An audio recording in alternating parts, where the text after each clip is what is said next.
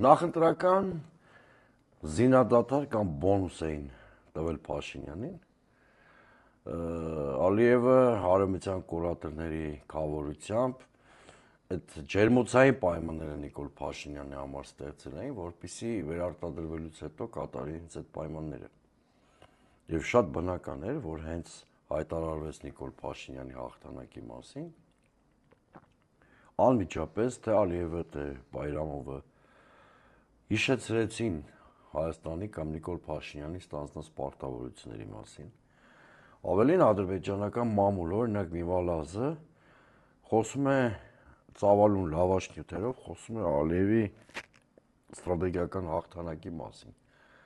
Հայաստանի դրությունների համատեքստում էլի շատ բնական է, որովհետև իրենք կանաչ լույս են ստացել իրենց վասալիտետի բոլոր պայմանները Հայաստանին պարտադրելու համար։